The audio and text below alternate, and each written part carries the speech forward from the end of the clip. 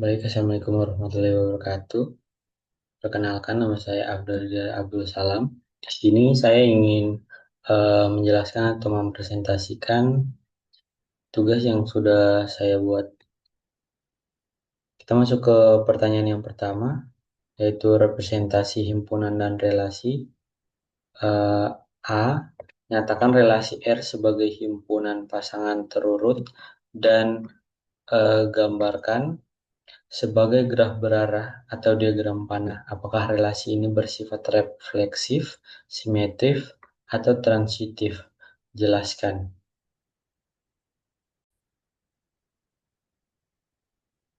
Kita langsung jawab. Eh, Diketahui himpunan sensor S sama dengan A, B, C, D, F, F, G. Relasi komunikasi langsung R diberikan sebagai R sama dengan AB, AC, BC, BD, CE, DE, DF, EF, EG, FG. Jadi diagram panahnya tuh A menuju BC, B menuju C, D, C menuju E, D menuju EF, E menuju FG, F menuju G. Dan reflektif itu tidak relasi, jadi bersifat refleksif jika X, X elemen R untuk setiap X elemen S. Di sini tidak ada sensor yang berhubungan dengan dirinya sendiri. Misal A, itu tidak ada.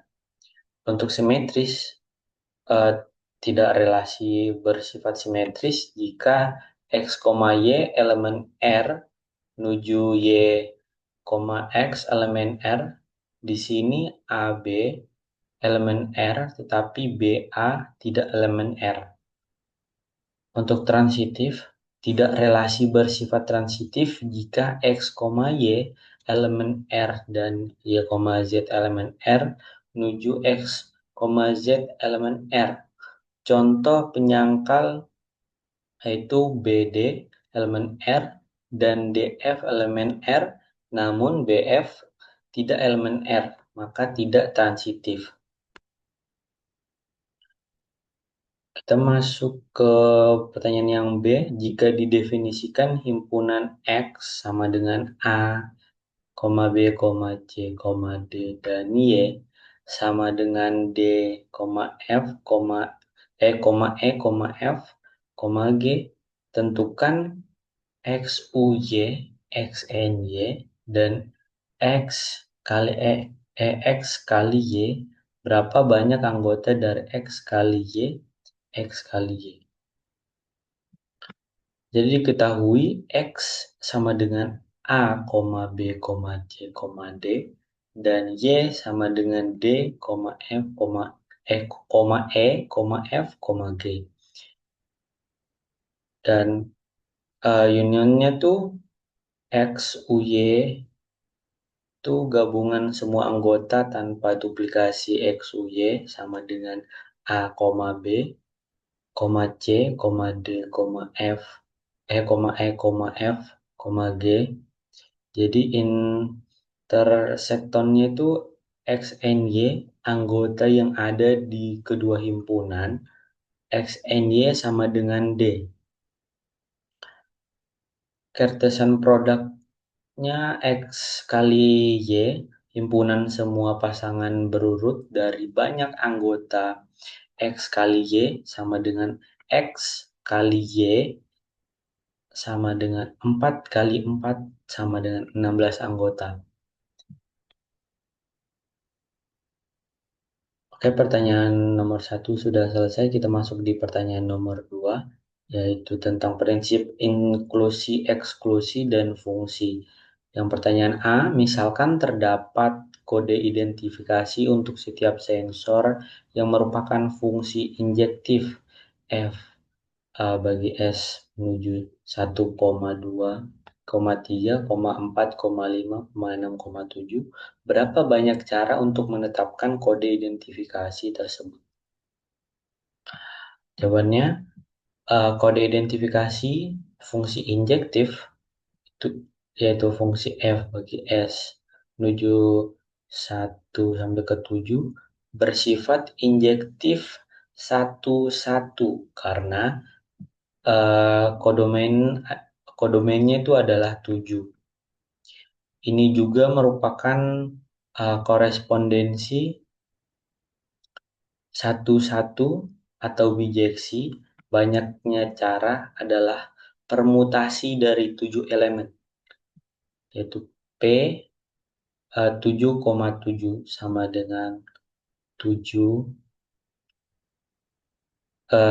Jadi ini dikali semua, jadi hasilnya 5040. Jadi ada 5040 cara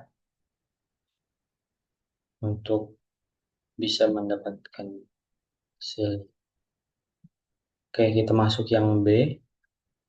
Jika setiap sensor juga dilengkapi dengan status aktif atau nonaktif, sehingga himpunan kuasa PS merepresentasikan semua kemungkinan kombinasi sensor yang aktif, HIN bisa satu saja, bisa dua saja, bisa tiga saja, dan seterusnya sampai kemungkinan semua sensor itu menyala. Berapa banyak elemen di PS? Jawabannya himpunan kuasa status aktif atau nonaktif. Himpunan kuasa PS adalah himpunan seluruh subset dari PS sama dengan 2 pangkat S,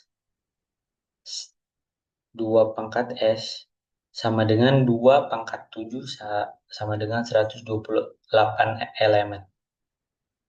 Jadi jawabannya 128 elemen.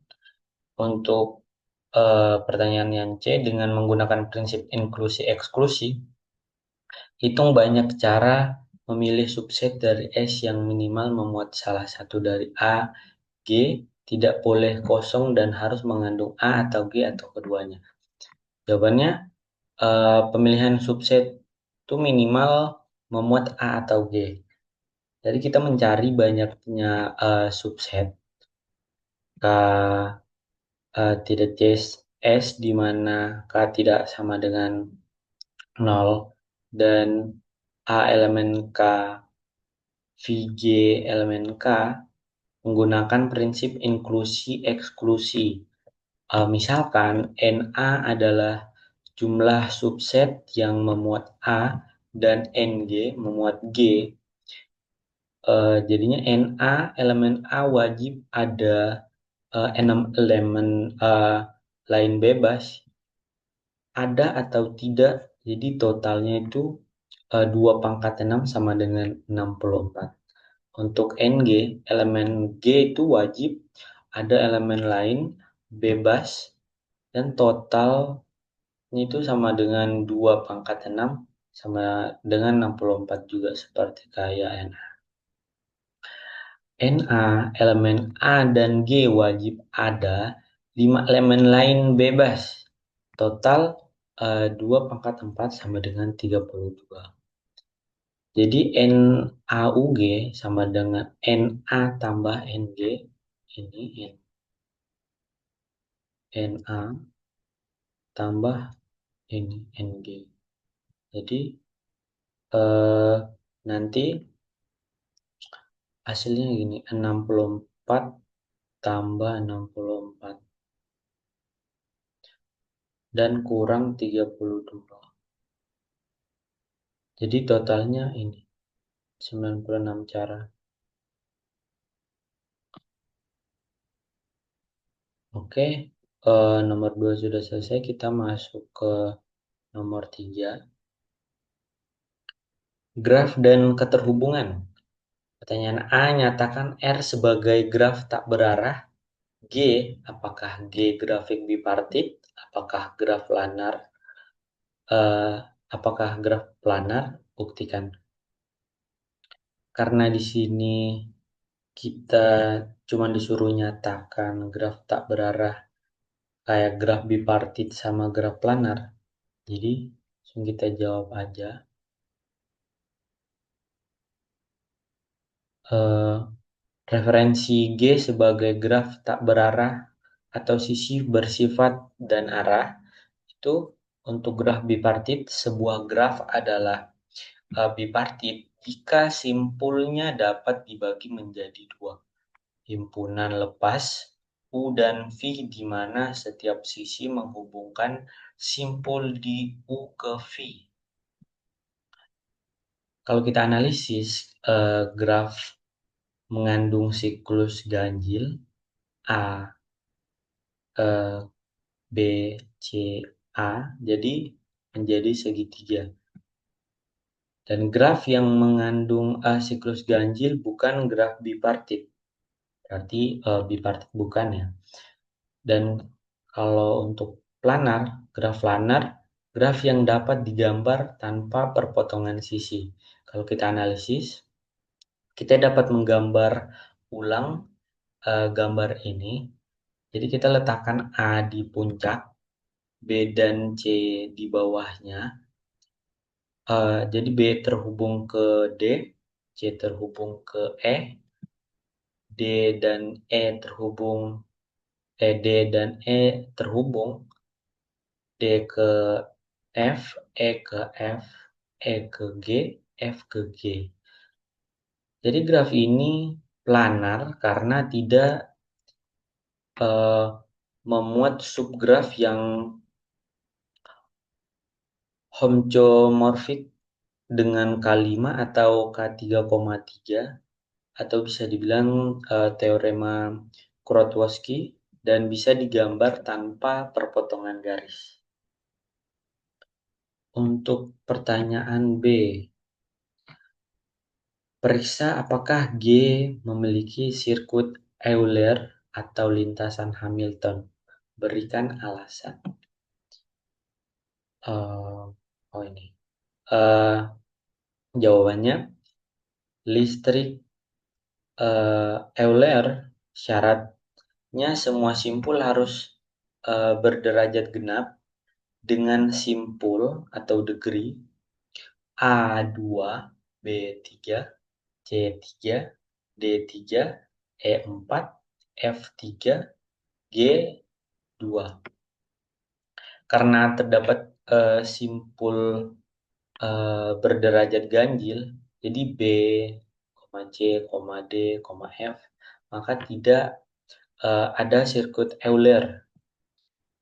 Dan kalau ditanya lintasan Hamilton itu lintasan yang melewati setiap simpul tepat satu kali. Salah satu lintasan yang mungkin A, C, E, G, F, D, B. Jadi cek koneksi A, C, C, E, G, F, F, D, D, B, semua valid dalam G. Maka lintasan Hamilton itu ada. Masuk ke yang pertanyaan C. Jika graf dipresentasikan sebagai matriks ketetenggaan, adjasensi matriks berapa banyak derajat dari simpul E? Jawabannya derajat simpul E berdasarkan matriks ketetanggaan atau daftar sisi, simpul E itu terhubung dengan C, D, F, G, maka derajat E-nya itu sama dengan 4 karena ini ada 4 terhubung ke 4 ini C, D, F, G. Makanya nilainya 4. Kita masuk ke pertanyaan nomor 4 ya. Nomor 4, pewarnaan graf dan penjadwalan frekuensi. Pertanyaan A, lakukan pewarnaan simpul vertex atau vertex coloring pada G dengan jumlah warna minimal. Berapa bilangan kromatik XG? Oh ini 4A. Jawabannya menentukan bilangan kromatik. Jadi kita gunakan algoritma Wells-Powell, yaitu urutkan dengan derajat tertinggi ke terendah. Jadi E4, B3, C3, D3, F3, H2, G2. Untuk yang pertama warna satu merah, kita ambil E, cari simpul tak bertetangga dengan E, yaitu A dan B. Jadi kita cek A dan B, apakah A bertetangga dengan B? Kalau iya, maka hanya bisa pilih salah satu, yaitu pilihan A. Jadi grup berwarna E, A. Dan yang kedua warna 2 hijau. Simpul sisi derajat tertinggi B, kita cari simpul tak bertetangga dengan B dari sisa FG yang tadi kayaknya ya. Oh enggak. Kita berarti tinggal cari sisa FG. Jadi cek F dan G, apakah F bertetangga dengan G? Kalau iya, pilih salah satu dan pilih F. Jadi grup warna 2 itu BF. Yang ketiga, warna tiganya itu biru. Jadi simpul sisa, sorry, simpul sisanya tuh C, D, G. Jadi kita cek ketetanggaannya tuh antara mereka C tidak kena D, C tidak kena G, dan D tidak kena G. Jadi grup warna 3 itu C, D, G. Jadi semua simpul terwarnai dengan jelas dan jumlah warna minimal itu ada 3 bilangan kromatik XG. Jadi jawabannya itu 3.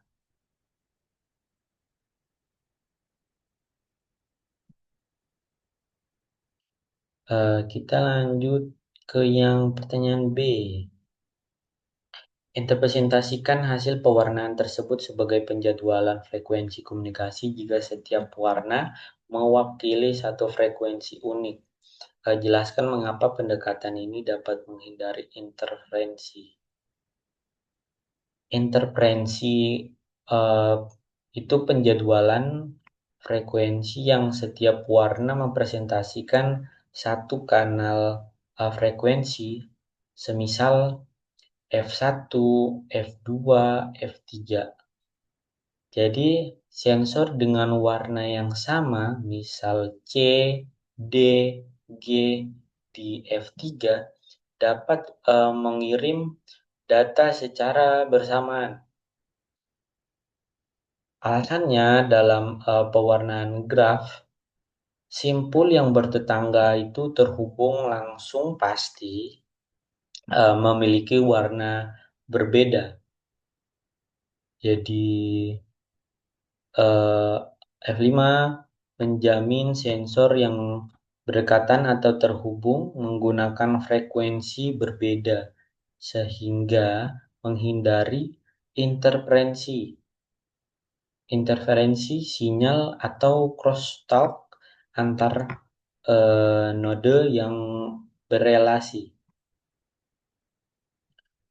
Nomor 4 sudah selesai, kita masuk di nomor 5, yaitu pohon rentang minimum atau minimum spanning tree. Pertanyaan A, dengan menggunakan algoritma Kruskal atau PRIM, tentukan pohon rentang minimum dari graf berbobot yang mempresentasikan biaya implementasi jalur. Gambarkan pohon tersebut dan hitung total biaya minimal. Hint, ingat untuk memasukkan semua edge terkecil terlebih dahulu baru dilanjut ke tahapan berikutnya. Oke, jadi kita harus ingat hintnya ya. Jadi di soal kan info sudah jelas. Jadi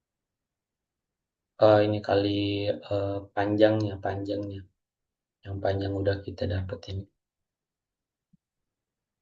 Terus dikali, dapatkan hasil semua ini. Jadi dari A sampai G itu dikali sama panjang yang tadi udah kita dapat, jadi hasilnya ini. Jadi di jumlah semua itu jadi ada 2000, sorry, 2,85 bit. Jadi jumlah semua itu jadi 2,85 bit. Kita masuk ke nomor 7. Nomor 7. Udah masuk di kombinatorial dan optimasi. Sorry guys. Kombinatorial dan optimasi. Jadi pertanyaan A, jika perusahaan ingin memilih 3 sensor untuk di-upgrade menjadi sensor canggih, berapa banyak cara memilihnya? Jawabannya matriks eh matriks memiliki 3 sensor dari 7 tanpa syarat. Jadi 3 sensor yang di pertanyaan itu 3 sensor dari 7 itu eh, tanpa syarat.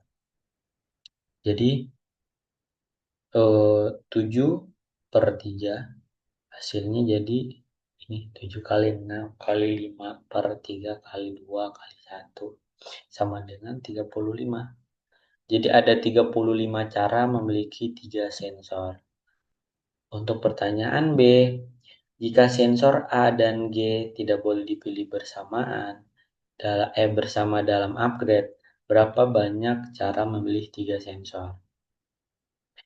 Jika A dan G tidak boleh dipilih bersama, kita hitung dulu berapa kombinasi yang mengandung A dan G. A dan G sekaligus. Jika A dan G dipilih, kita tinggal pilih satu sensor lagi dari 5 sisanya, kayak B, C, D, E, F. Jadi 5 kali 1 atau 5 bagi 1 pun jadi hasilnya 5. Maka jumlah kombinasi valid, total kombinasi kurang kombinasi yang eh, dilarang, kombinasi yang dilarang itu 35 kurang 5. Jadi ini yang tadi di A 35 ini sama ini dikurangi. Jadi dapatnya ini 30.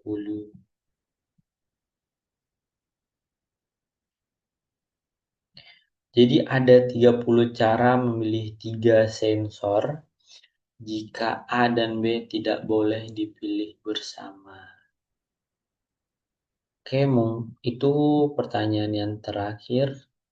Mungkin itu saja penjelasan atau presentasi dari saya. Wassalamualaikum warahmatullahi wabarakatuh.